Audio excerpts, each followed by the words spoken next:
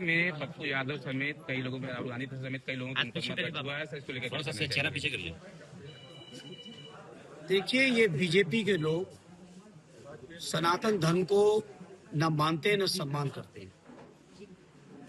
अगर इनके अंदर जरा भी नैतिकता होती तो शायद इन नेताओं के ऊपर एफआईआर के पहले अपने राष्ट्रीय अध्यक्ष जी के ऊपर एफआईआर करते, जिन्होंने अपने स्वागत में राम भक्त हनुमान जी को स्वागत में नचाया, भाजपा का झंडा उनको थमाया। ये बीजेपी के लोग केवल और केवल सनातन को वोटों के लिए, नोटों के लिए इस्तेमाल करना चाहते हैं, जिसको हम समाजवादी लोग स्वीकार नहीं कर सकते। और जो भगवान प्रभु श्री राम जी के मंदिर में चंदा और चढ़ावा की चोरी हुई है, डकैती पड़ी है, उसको हम लोग बेनकाब कर रहे हैं और करेंगे। सर, जंतर मंतर में जिस प्रकार से प्रोटेस्ट किया गया है, उसके बाद प्रधानमंत्री नरेंद्र मोदी लगातार वीडियो जारी कर रहे हैं। मैसूर में जम करके उन्होंने युवाओं की तारीफ की। उन्होंने कहा युवा देश के भविष्य हैं। काश प्रधानमंत्री जी को ये बात 20 तारीख से पहले याद आ जाती। यही देश के युवा थे, यही देश के युवाओं ने उनकी बातों पर भरोसा करके उनको लगातार 3 बार प्रधानमंत्री बनाया। लेकिन जब युवाओं ने एक बहुत जायज मांग उठाई कि नीट से लेके तमाम जो पेपर लीक हैं, जिसके जिम्मेदार शिक्षा मंत्री हैं, उनका इस्तीफा होना चाहिए, नौजवानों की आवाज थी। 24 में भी नीट का पेपर लीक हुआ। यही कानून आया जिसके संशोधन को अब दोबारा संशोधित करके अभी पास कराया। लेकिन ये कानूनों से कुछ होने वाला नहीं है, सरकार की जब तक नीयत खराब होगी। अगर यही बात वो 20 तारीख से पहले या आंदोलन के दौरान या आमरण अनशन के दौरान मान गए होते, तो हमारे हजारों नौजवान जो जंतर मंतर से लेके देश के अलग अलग इलाकों में जिनके लाठीचार्ज हुए, सर फूटे हैं, हाथ टूटे हैं, पैर टूटे हैं, अपमान हुआ है, जलालत झेले, शायद उन नौजवानों की जलालत झेलने की जरूरत न पड़ती। लेकिन प्रधानमंत्री जी को जब लगा कि देश का नौजवान अब रुकने वाला नहीं है, तब वो नौजवानों की तारीफ में उतरे। सर, असदुद्दीन ओवैसी समाजवादी पार्टी पर आरोप लगाए। उन्होंने कहा कि मुसलमानों की उपेक्षा करते हैं लोग।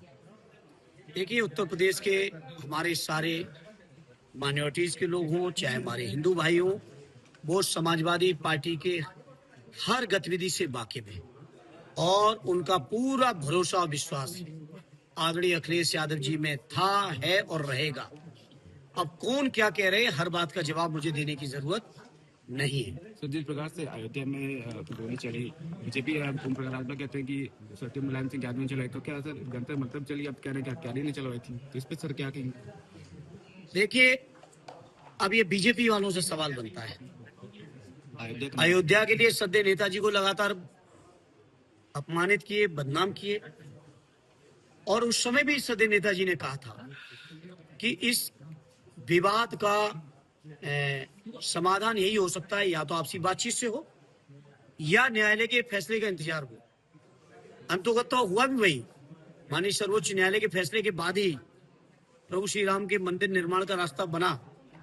लेकिन ये बीजेपी के लोग अपनी सुविधानुसार, अपनी राजनीति के अनुसार चीजों को तोड़ते हैं, मरोड़ते हैं, पेश करते हैं।